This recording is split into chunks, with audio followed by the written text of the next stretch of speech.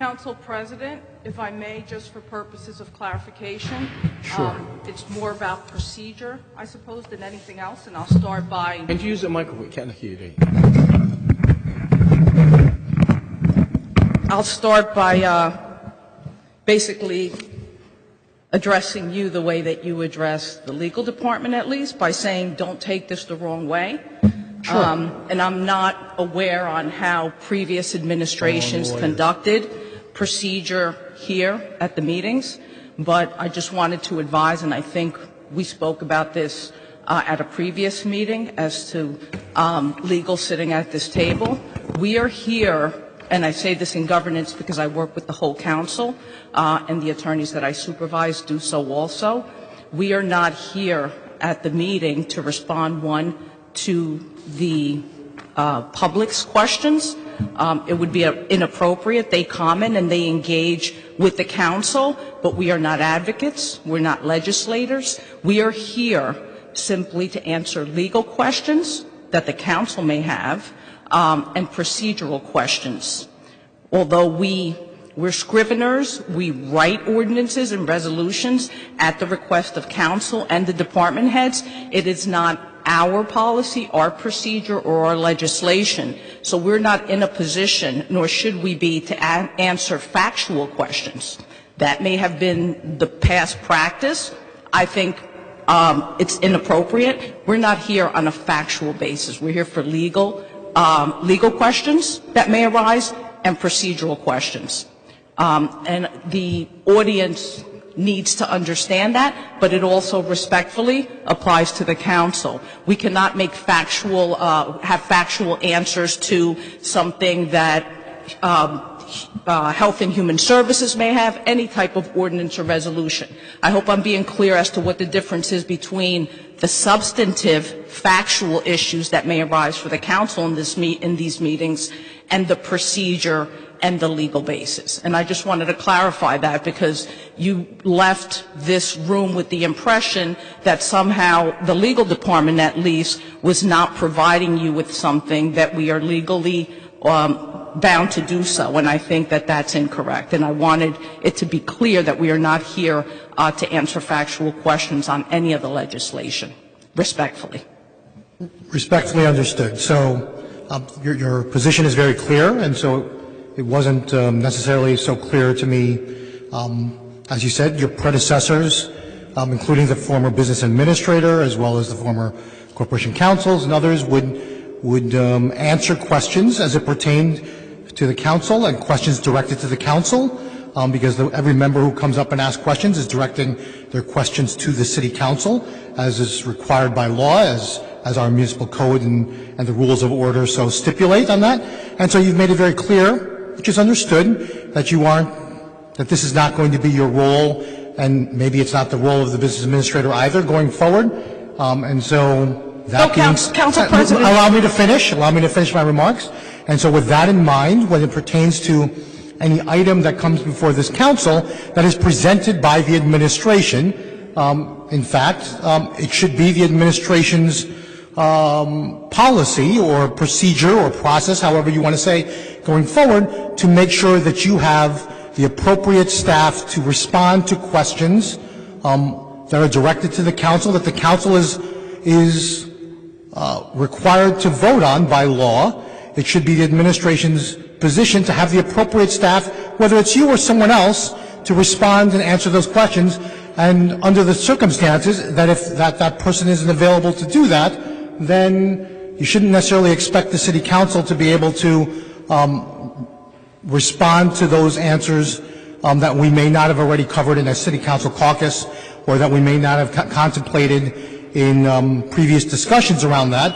And if that's the case, then you shouldn't necessarily expect the council to be able to answer those questions, nor should we be able to be expected to vote affirmatively or negatively on that particular resolution or ordinance if it's presented to the council and we don't have an answer to be able to respond to questions that may be posed to us by the general public. And so it should come as no surprise then that there may be opposition to an item or a desire to see it deferred or tabled to a future until the question is answered. That's all. And if I may respond, Council President, I understand, but I have not spoken on behalf of the Business Administrator's Office or any other department. I responded on behalf of the Law Department, and I just want to be clear about that the Law Department does not have legislation. We draft, we review for legal content, but it is not factually, substantively ours, so we're not in a position to do that. I don't want this to become a battle or there be any misunderstanding that I am speaking on behalf of the Law Department and no one else. I understand your position very well, and as I've stated already, that wasn't what the precedent was previously.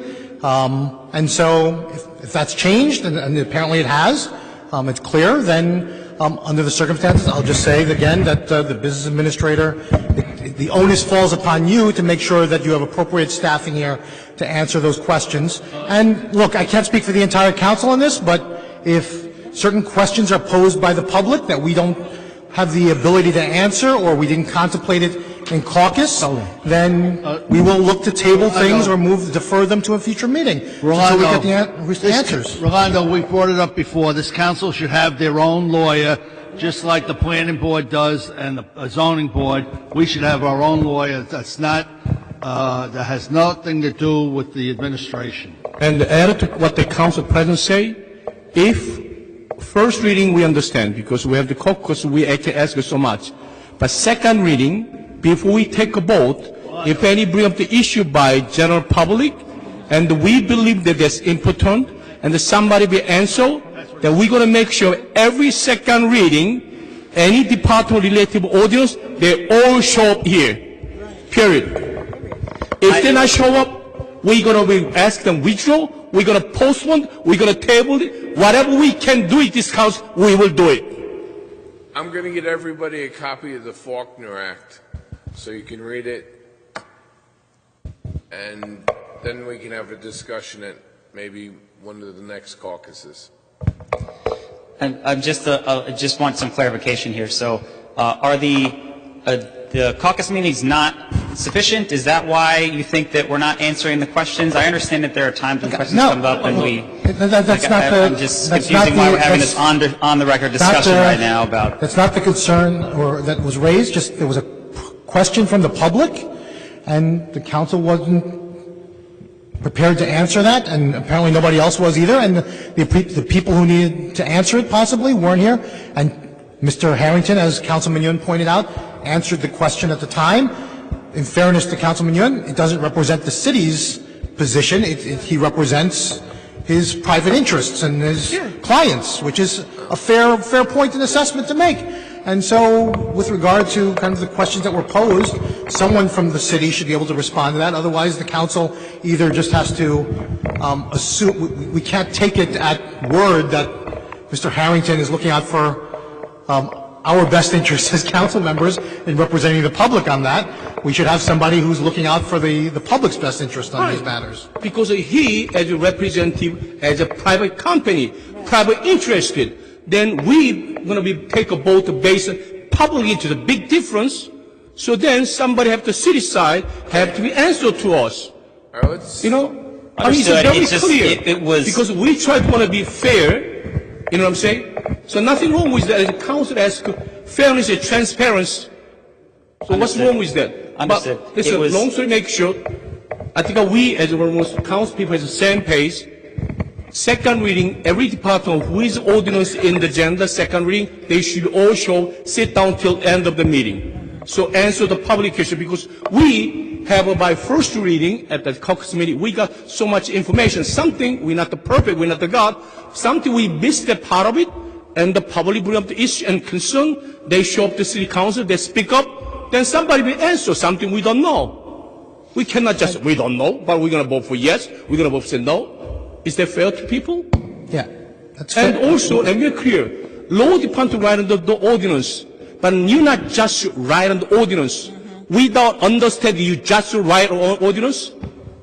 I think there's something wrong here. We all speak together. I'm going to stop you right now. We would appreciate, as we've discussed in the past, that we maintain a certain sense of decorum, and I think that some of the comments have been made. Maybe it wasn't that the intention of those making it, but I think we're feeling, and I'm not speaking for everybody, I think we're feeling a little offended by what's being said here, and I just want to make it clear that we are doing everything that we can to provide all the information for the council, and anything you need, we are doing our best to provide it. And we are going to consider this. Fair enough. And that's where we're going to leave. What I'm saying here is that You don't have to repeat it. We're fine. We can move on. That's fine. that provision of information is not adequate as it pertains to second reading ordinances, and I will say, in fairness to you and to directors and everyone else around that, there are going to be resolutions where similar questions will come from the public, and there have been, and it would be unfair to call for every department director and division director to come forward for every resolution. There's 50 to 100 that come up, and so in fairness to them, perhaps particularly for resolutions, if there's a specific resolution, council members, that you want to see someone there in case a question should come up that you didn't anticipate, and you think, for example, and I'm just putting that out there, I intend to vote for it and support it, but on the Express Scripts, it's a $30 million price tag on it. Probably good to have the HR director here in case something should come up. Hypothetically, I'm just saying, hypothetically. I didn't think about it, but, if something should come up in the course of the conversation, probably a good idea to have him here on the final vote for that, so that we don't delay that in any way. I would suggest, if we're going to have a lot of city staff here, in the interest of them and their lives, that we maybe move to some daytime meetings then, just so they can be here in the course of their day. Solomon No, made we a get- suggestion yesterday. We should For the caucus meetings, yes. caucuses. But for council meetings, that's not. Especially second. Daytime it's- caucuses. Yeah, okay. Look, we can talk about this offline. We don't have to do it Go here. back to, let's go back to the way it was when I first got appointed. That too, frankly.